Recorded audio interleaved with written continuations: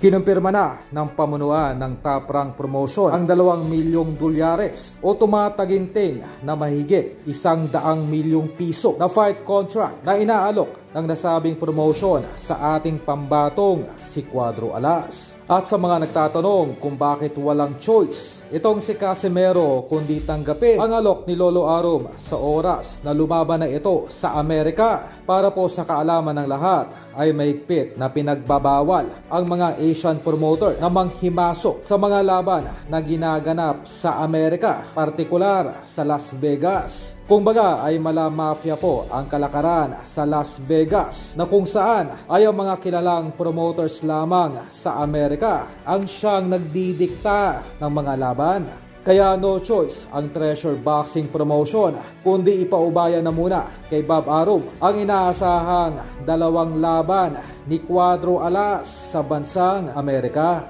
na kung saan ang inaasahang laban ni Alas sa nasabing bansa ay ikakasa kontra Luis Nery na posibleng maganap pa sa buwan ng Pebrero, dahil na rin sa nauna ng commitment ni Alas ngayong Oktubre kontra Ugoni. Kaya sa halip na December ang laban kontra Nery ay iusog ito ng 2 buwan o sa Pebrero pa ng susunod na taon. At kaugnay nito ay kinansela na rin ni Lolo Arum ang second option sana ni Inoue na umakyat ng 126 sa susunod na taon upang labanan sana ang WBO featherweight champion na si Ramirez. Dahil ayon pa sa spokesperson ng Top Rank Promotion ay hindi na nila ito itutuloy pa sa kadahilanang walang market value o walang kikitain ang nasabing match-up sa pagitan nila Inoue at ang Cuban champion na si Ramirez.